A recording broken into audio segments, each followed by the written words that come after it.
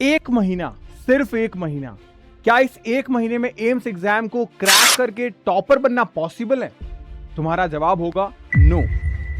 लेकिन सच क्या है पता है तुम्हें?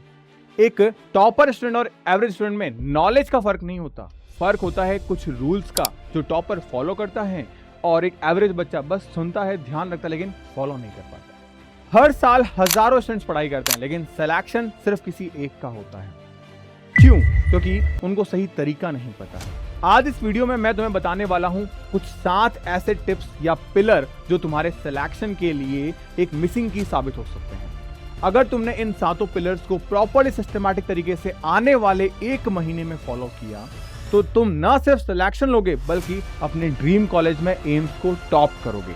तो कॉपी पेन लेके बैठो, इस वीडियो को लास्ट तक देखना बिकॉज हर एक पॉइंट बहुत इंपॉर्टेंट होने वाला है। हो सकता है 7वें पॉइंट से तुम्हारा एग्जाम में सिलेक्शन निकल जाए।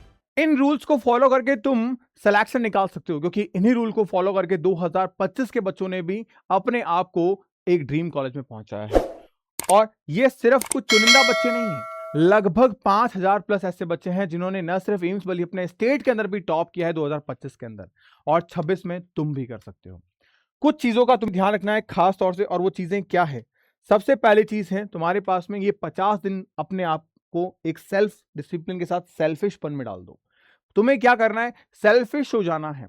कहते ना कि हाँ यार मैं बहुत सेल्फिश हूं, क्यों? अपने करियर के लिए। तुम्हें कुछ भी ऐसा लगता है जहां पे तुम्हारा करियर दांव पे लग रहा है, उस चीज को छोड़ दो बिना एक सेकंड भी सोचे। तुम्हें बस ये 50 दिन कसम खा लो। तुम्हें कसम खानी है, कमेंट सेक्शन में बोल देना भैया मैं कसम खाता हूं कि आने वाले 50 दिन में सेल्फिश रहूंगा।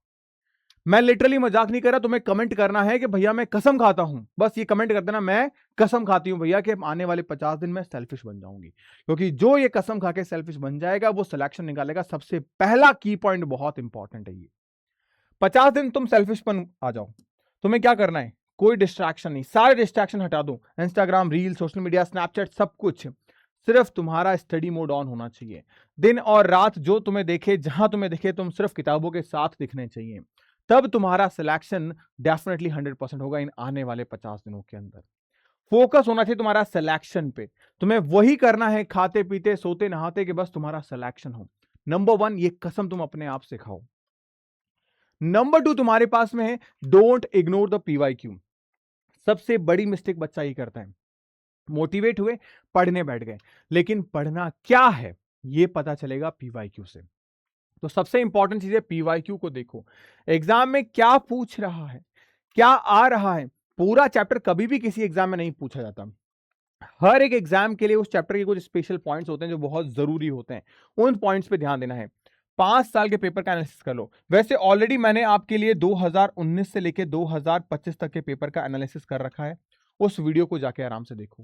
आप लोगों के लिए सिस्टमैटिक तरीके से सिलेक्शन के लिए महा मैराथन क्लास अरेंज कर रहा हूं। उस महा मैराथन क्लास का स्केड्यूल भी मैं आपको दिखा देता हूं। ये महा मैराथन क्लास है, उसमें से ये महा मैराथन क्लास जीके की एक हो चुकी है। अगर तुम इन महा मैराथन क्लास को भी कर लेते हो तो तुम यकीन मानो तुम्हारा करीब करीब 70 to 80% पेपर यहीं से आके गिर जाएगा। तो इनको बिल्कुल भी मिस मत करना। जैसे ये मैराथन ऑलरेडी हो चुकी है, आप जैसे हजारों बच्चों ने इन मैराथन क्लास को अटेंड किया है। इसकी फ्री पीडीएफ भी टेलीग्राम पे अवेलेबल है। अगर आप उस पीडीएफ को भी देखोगे, उस पीडीएफ में से आपको 3 से 4 क्वेश्चन देखने को मिल जाएगा। इतने इंपॉर्टेंट है ये क्वेश्चन। सारी सारी आपको स्केड्यूल दे दी गई है प्रॉपर्ली सिस्टमैटिक तरीके से। ये टेलीग्राम चैनल है जिसको आपको फॉलो करना है। यहाँ पीडीएफ वगैरह सारी अवेलेबल है आपके लिए। जो हमारे पास पॉइंट नंबर 2 था, इसमें रिपीटेड क्वेश्चन कौन कौन से टॉपिक से रिपीट हो रहे हैं ये आपको पता होना चाहिए। इंपॉर्टेंट टॉपिक्स कौन कौन से हैं जिससे आपको आइडिया लग जाएगा, और फिर आप स्टार्ट करो अपनी प्रिपरेशन को। आप इन 3 पॉइंट्स को तो स्किप ही कर देते हो, सीधा स्टार्ट करते हैं। क्योंकि हमें करना क्या है? क्योंकि अगर हम इन सही चीजों को करें तो हमको एक प्रेडिक्शन मिल जाता है कि हाँ यार ये टॉपिक इंपॉर्टेंट है। आप में खुद में इतनी समझ हो जाती है कि हाँ यार ये टॉपिक जरूरी है क्योंकि लगातार पूछा जा रहा है। तो जब प्रेडिक्शन होगा तो प्रिपरेशन शुरू कर देना, क्योंकि ये चीजें बहुत मैटर करती है आपके लिए। पॉइंट नंबर 3 जो है वो आपके पास में है, स्मार्ट एमसीक्यू स्ट्रेटेजी। आप में से बहुत सारे ऐसे बच्चे जो सोचते हैं भैया प्रैक्टिस जरूरी है यार, प्रैक्टिस जरूरी है, तो प्रैक्टिस करने बैठते हैं। बिना कॉन्सेप्ट्स को क्लियर करने प्रैक्टिस करने बैठोगे, टाइम बहुत ज्यादा कंज्यूम करेगा। दूसरी चीज, आप बल्क में प्रैक्टिस कर रहे हो, अगर वो एमसीक्यू आपके लेवल के नहीं है या एक ही टॉपिक के एमसीक्यू बार बार करते जा रहे हो, इससे कोई सेंस नहीं है। इसका मतलब आप 25,000 एमसीक्यू मत करो। सॉरी। पहला तो ये इम्पॉसिबल है। दूसरा, अगर प्रैक्टिकली पॉसिबल की बात करूं तो आप हर एक टॉपिक से एक लिमिटेड एमसीक्यू करो। 9000 MCQ is enough for PCB इन तीनों के अंदर।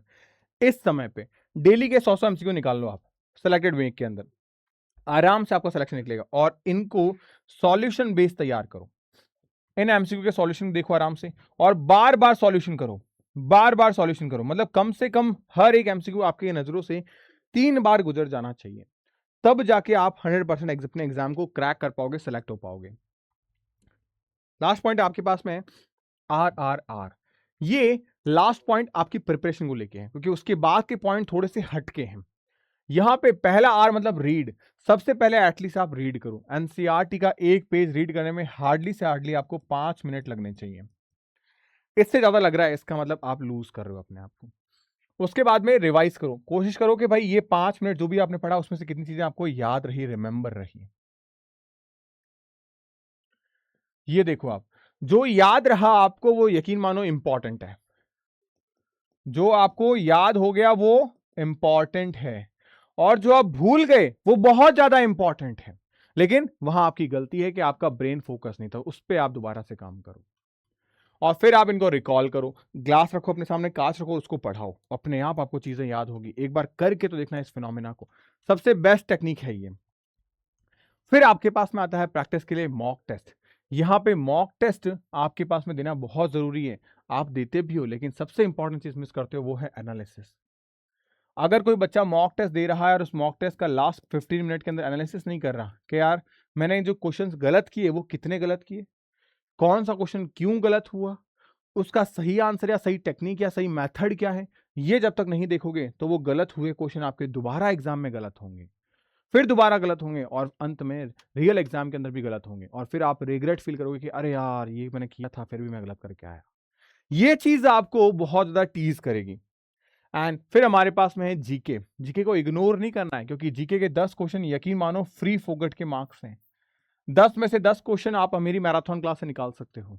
जो आपको पढ़ा रहा हूं ना, this is the one of the best thing, क्योंकि सबसे इंपॉर्टेंट चीजें हैं जीके में। क्या चीजें न्यू एड ऑन हुई है वो चीजें भी मैं आपको करा रहा हूं। कौन सी चीजें ऐसी है जो जीके में आप स्किप कर सकते हो, ये चीजें भी मैंने आपको बताई है, क्योंकि एग्जाम में वही आता है जो मैं पढ़ाता हूं। ये पिछले 10 सालों का एक्सपीरियंस है मेरा कि जो मैं पढ़ा रहा हूं वो एग्जाम में गिरता है। आज इंडिया के हर एम्स में हमारे बच्चे हैं। रीजन कि हम कम सेलेक्टिव पढ़ाते हैं, लेकिन एग्जाम ओरिएंटेड पढ़ाते हैं। सिमिलरली सबसे इंपॉर्टेंट है आपकी एनसीईआरटी, इसको भी बिल्कुल स्किप नहीं करना है। फिर वो एनसीईआरटी चाहे आपके बायो की हो या फिर आपके केमिस्ट्री की। बायो की एनसीईआरटी तो भाई साहब आपको लाइन बाय लाइन याद होनी चाहिए। इसके अलावा आपके डायग्राम याद होने चाहिए। आपको पता होगा आपके क्रैश कोर्स के अंदर मैंने एनसीईआरटी की लाइन बाय लाइन को हाईलाइट करके पॉइंट वाइज सारी चीजें क्रिस्टल क्लियर निकाल के रखी थी। कारण क्या है? क्योंकि वो चीजें आपको ज्यादा याद रहेगी। हर एक का फोटोग्राफ, हर एक का डायग्राम मैं आपके सामने लेके आया था ताकि आपको चीजें याद रहे, क्योंकि डायरेक्ट एग्जाम में क्वेश्चन गिरते हैं। अगर मैं एम्स की बात करूं तो करीब करीब 24 ऐसे 26 ऐसे क्वेश्चन हैं जो सीधे एनसीईआरटी की लाइन से आएंगे। पेपर जो है वो थोड़ा सा लेंदी आएगा, यानी एक क्वेश्चन में 4-4 क्वेश्चन छुपे हुए होंगे बायो के, लेकिन कुछ चीजें इजी होगी। अगर आपकी लाइन बाय लाइन क्लियर है तो आप 120 क्वेश्चन बायो के कर जाओगे, क्योंकि एक 30 क्वेश्चन है, 13 to 4 120 क्वेश्चन बायो के पूछे जाएंगे। ये 120 क्वेश्चन आपको करने हैं विद इन 30 मिनट, और वो तब कर पाओगे जब एनसीईआरटी आपके टिप्स पे होगी। ये 7 चीजें अगर आपने फॉलो कर ली, 100% आपका सिलेक्शन श्योर है, दुनिया की कोई ताकत रोक नहीं सकती। तो बस इसी तरीके से आप प्रॉपर्ली चीजों को फॉलो करना। ये 7 रूल आपको आपके एग्जाम में सिलेक्शन 100% लाएंगे। और जैसा मैंने कहा, कमेंट में कसम खाना कि भैया मैं इस बार करके रहूंगी।